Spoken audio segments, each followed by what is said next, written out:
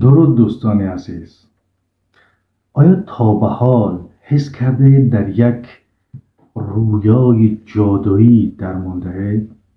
اگر به دنبال دنیای هستید که در آن گربه ها صحبت میکنند، کتابخانه ها روح دارند و از آسمان ماهی میبارد و زمان به شکل عجیب جریان دارد، پس با من همراه باشد تا به سفری هیجان انگیز به اعماق ذهن یکی از نامدارترین نویسندگان معاصر ژاپن و البته جهان، مردی که رویاها را می نویسد، جناب هاروکی موراکامی برویم. پیش و پیش به دنیای شگفت‌انگیز موراکامی خوش آمد. در این چند دقیقه به بررسی و معرفی آثار جذاب، خاص و رازآلود این نویسنده خلاق دوست داشتنی می‌پردازیم و با هم به قلمرو شگفت‌انگیز داستان‌هایش قدم می‌گذاریم. هاروکی موراکامی دنیایی را می‌آفرد که مرز بین واقعیت و خیال بسیار تنگ و نازک است. اگر علاقه‌مند به داستان‌هایی هستید که شما را به فکر وادار کنند، احساساتتان را برانگیزند و نگاهتان را تا اندازه تغییر دهند، پس آثار موراکامی میتواند بهترین انتخاب برای شما باشد. خودش جایی میگوید داستان‌ها مانند رودخانه هستند، مدام در جریانند و هرگز به یک شکل باقی نمیمانند. در واقع دنیای داستان‌های او نیز مثل رودخانه‌ای پرپیچ و خمند که خواننده را به اعماق ناخودآگاه میکشانند. نام او هر سال به عنوان یکی از نامزدهای اصلی کسب جایزه نوبل به میان میآید، ولی هر سال هم ناکام میماند. با این حال تقریبا همه منتقدین و اهالی ادبیات باور دارند که سرانجام روز این جایزه به موراکامی خواهد رسید. رمان‌های او با شخصیت‌های عجیب و غریب ولی دوست داشتنی و روایت‌های خیالی و فانتزی خوانندگان را به دنیایی میبرند که مرز میان واقعیت و رویا باریک‌تر از نخی سپیده است. اما چرا آثار او تا این حد محبوبند؟ موراکامی با قلم جادویی و واژگان ساده‌ای که به اعماق وجود نفوذ میکنند، ما خوانندگان را به سفری شگفت‌انگیز میبرد. اما خواندن آثارش را از کجا شروع کنیم؟ برای آن دسته از عزیزان که مخصوصا تاجیکستانی‌هایی که تازه می‌خواهد قدم به جهان هاروکی بگذارد، شاید انتخاب اولین کتاب کمی سخت باشد. اما نگران نباشید، در این ویدیو 5 کتاب برتری موراکامی را به شما معرفی میکنم تا بتوانید بهترین شروع را داشته باشد. البته یادتان باشد این گلچین سلیقه‌ای است، اما باور دارم که با خواندن همین آثار میتوانید جهان این نویسنده خوشنام را به مراتب بهتر درک کنید. دویدن، نوشتن و یک روح جستجوگر. خب اگر میخواهید بدانید چه چیزی موراکامی را به نویسنده جهانی تبدیل کرده، کتاب از دویدن که حرف میزنم از چه حرف میزنم را از دست ندهید. این کتاب بیش از آن که یک زندگی نامه باشد، کاوش و راهنمایی است در ارتباط عمیق بین دویدن و نوشتن، یعنی از دوندگی تا به نویسندگی. موراکامی در این کتاب از روزهایی میگوید که به عنوان یک دونده ماراتون کیلومترها میدوید و در عین حال داستانهایی را در ذهنش میپروراند. او به ما نشان میدهد که چگونه دویدن به او کمک کرد تا به اعماق وجودش نفوذ کند و واژگان را با قدرتی بیشتر روی کاغذ بیاورد. حتی به شما نشان خواهد داد که چرا دویدن درست به اندازه نفس کشیدن برایش با اهمیت است. از دویدن که حرف میزنم از چه حرف میزنم دریچه است به دنیای خودی او. این کتاب یک راهنمای صمیمی از نویسنده است که در عین شهرت جهانی همچنان به دنبال پرسش‌های بنیادین درباره زندگی و هستی است. او همچنین در این کتاب از ترس‌ها، امیدها، تجربه‌ها و رویاهایش می‌گوید. خود موراکامی در پیشگفتار همین کتاب می‌نویسد: کوشیدم چکیده افکارم را درباره دویدن، معنا و مفهوم آن از دید خود گردآوری کنم. این کتابی است که در آن به تفکر در باب موضوعات مختلف پرداختم و علاوه خواستم که این تفکرات به بیرون نیز راه پیدا کنم. خب، جنگل نروژی، نوستالژی تلخ و شیرین. جنگل نروژی به گمانم یکی از شناخته شده ترین و تحسین برانگیزترین آثار موراکامی است که نسل جوان را به شدت تحت تاثیر قرار داده. این رمان ما را به دوران دانشجویی در توکیو میبرد و داستان جوانی را روایت میکند که درگیر پیچیدگی های عشق، افسردگی، دوستی و از دست دادن است. نویسنده با زبان ساده و سلیس احساسات لطیف و دردناک جوانی را به تصویر میکشد و خواننده را به سفری احساسی میبرد که هرگز فراموش نخواهد کرد. جنگل نروژی یک داستان عاشقانه است، اما نه یک عاشقانه معمولی. این رمان بیشتر درباره تلاش برای پیدا کردن خود در دنیایی است که همواره در حال دگرگونی است. موراکامی ادعا میکند این اثر را با الهام از زندگی خودش نوشته است.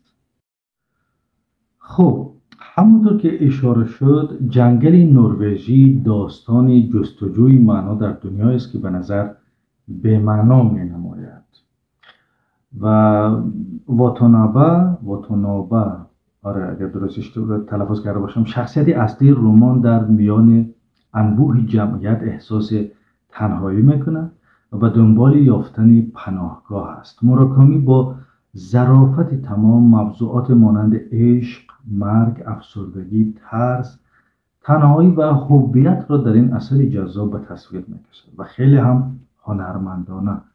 این رمان یک بررسی عمیق از روان انسان منزوی و تنهاست، پس حتما خواندنش را از دست ندهید. خب، کتاب بعدی تعقیب گوسفند وحشی، سفر به اعماق رویاها. اگر به دنبال یک ماجراجویی هستید، تعقیب گوسفند وحشی انتخاب مناسب برای شماست. این اثر نخستین رمان کامل موراکامی است که ما را به دنیایی میبرد که مرز میان واقعیت و خیال گم میشود. البته این ویژگی کارهای موراکامی است. قهرمان تعقیب گوسفندی وحشی مرد 30 ساله است که به دنبال گوسفندی وحشی که در جسم انسانها حلول میکند میگردد. اما این گوسفند معمولی نیست، نماد از تمام ترسها و آرزوهای پنهان قهرمان است. نویسنده خلاق با استفاده از عناصر جنایی، پلیسی و خیال یک داستان پیچیده و جذابی را روایت میکند که خواننده را تا آخرین صفحه درگیر خود میکند. خب، تعقیب گوسفند وحشی نقطه عطف در کارنامه موراکامی است. اما چرا؟ چون این رمان جایی است که موراکامی سبکی منحصر به فرد خودش شک میدهد. با خواندن این کتاب میتواند شاهد تولد عناصر اصلی داستان نویسی موراکامی باشد. شخصیت‌های معمولی که درگیر رویدادهای غیر معمولی میشوند و فضای وهم‌آلود، سوریال و جستجوی معنا در دنیایی که به نظر بی‌معنا می‌آید. خودش در مورد رمان تعقیب گوسفند وحشی میگوید اولین کتاب بود که میتوانستم نوع احساس شادی را به گفتن یک داستان احساس کنم. وقتی یک داستان خوب میخوانید فقط خواندن را ادامه میدهید و از آن لذت میبرید. و من وقتی یک داستان خوب نوشتم فقط از نوشتن لذت بردم.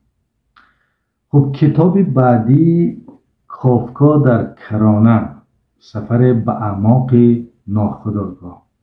کافکا در کرانه یا کافکا در ساحل یکی از پیچیده ترین و در عین حال جذاب ترین و دوست داشتنی ترین آثار موراکامی است. همانطور که از نامش هم پیداست، فضای کاملا کافکایی دارد. این همان کتاب است که شما را به صحبت کردن با گربه ها عادت خواهد داد. این رمان با روایت چند لایه و شخصیت‌های عجیب و غریب خواننده را به سفری زیبای درونی می‌برد. موراکامی در این کتاب از عناصر رئالیسم جادویی استادانه استفاده می‌کند تا به پرسش‌های بنیادین درباره هویت، وجود و معنای زندگی بپردازد. دو داستان موازی که در این رمان روایت می‌شود به تدریج به هم گره می‌خورند و یک تصویر کامل از جهان پیچیده و مرموز موراکامی را در واقع به مخاطب ارائه می‌دهند. یک ماجراجویی فکری هست به نظر من. در کافکا در کرانه با پسر 15 ساله با نام کافکا تامورا آشنا می‌شویم که به دلیل یک پیشگویی عجیب از خانه فرار می‌کند و این تازه شروع ماجراهایش است. اگر به دنبال یک کتاب چالش برانگیز و متفاوت هستید، بیشک کافکا در کرانه می‌تواند بهترین انتخاب برای شما باشد. این اثر خواندنی شما را به فکر کردن درباره مسائل عمیق وامی دارد و دیدگاهتان را نسبت به جهان تا اندازه تغییر می‌دهد. موراکامی در این کتاب از نمادها و استعاره‌های فراوان استفاده می‌کند که هر کدام می‌توانند مدت‌ها شما را به تفکر وادارند. پنجمین کتاب در این لیست وقایع‌نگاری پرنده کوکی، یک حماسه مدرن. وقایع‌نگاری پرنده کوکی یا در برخی ترجمه‌ها سرگذشت پرنده کوکی و حتی تاریخچه پرنده کوکی شاهکار این موراکامی است. این رمان عظیم 800 صفحه‌ای با شخصیت‌های پیچیده و داستان چند لایه خواننده را و سفری طولانی و پرماجرا می‌برد. موراکامی در این کتاب به بررسی مسائل فلسفی و وجود می‌پردازد و در عین حال یک داستان جذاب و سرگرم کننده را روایت می‌کند. اگر به دنبال یک کتاب حماسی و پرجزئیات هستید، وقایع‌نگاری پرنده کوکی را از دست ندهید. تمام اتفاقات سورئالیستی این رمان کاملا تحت کنترل نویسنده هستند. وقایع‌نگاری پرنده کوکی را میتوان به عنوان یک اوجگیری در کارنامه موراکامی نیز در نظر گرفت. این اثر بسیاری از مضامین و نمادهایی را که در آثار پیشین نویسنده دیده بودیم به صورت کاملتری به تصویر میکشد. اگر با آثار پیشتری موراکامی آشنا هستید، خواندن این اثر به شما چکار میکند؟ کمک میکند تا درک عمیق‌تری از جهان داستانی این نویسنده خلاق پیدا کنید. خب همراهان گرامی، طول این چند دقیقه خیلی کوتاه با هم به دنیای شگفت‌انگیز و پیچیده هاروکی موراکامی این نویسنده خلاق سفر کردیم و 5 رمان شاخص او را معرفی کردیم، از رمان‌های ساده‌تر تا آثار پیچیده و فلسفی. خب شاید از خودتان پرسید که چرا هاروکی موراکامی اینقدر محبوب است؟ خب دلایل زیادی هست. زبان ساده و روان میتونن یکی از دلایل باشد. با وجود پیچیدگی‌های فلسفی آثارش، موراکامی از زبان نهایت ساده و سلیس و روان کار میبرد که خواندن را برای هر کسی لذت بخش میکند. و دلیل دیگر میتواند شخصیت‌های باورپذیر داستان‌هاش باشد. شخصیت‌های آفریده موراکامی با وجود اینکه اغلب در موقعیت‌های عجیب و غریب قرار می‌گیرند، اما بسیار باورپذیر و نزدیک به زندگی واقعی ما هستند. دلیل بعدی میتواند مضامین جهانی باشد. موراکامی به موضوعات میپردازد که برای همه انسان‌ها مشترک است، مثل عشق، مرگ، تنهایی، هویت و جستجوی معنا. و دلیل بعدی فضای سورئال و جذاب. ببینید دنیای موراکامی دنیای پر از رویاها، کابوس‌ها و اتفاقات غیر منتظره که خواننده را به خود جذب میکنند. خب دوستان گرامی، اندک اندک به پایان برنامه نزدیک میشویم. امیدوارم از این برنامه خوشتون اومده باشد. اگر هنوز با آثار او آشنا نیستید، پس این فرصت را از دست ندهید و همین حالا به دنیای شگفت‌انگیز موراکامی قدم بگذارید. چه کتاب دیگری از موراکامی را دوست دارید؟ لطفاً در بخش نظرات با من به اشتراک بگذارید و سپاس از همراهی شما ادب دوستان گرامی. تا درودی دیگر، بدرود.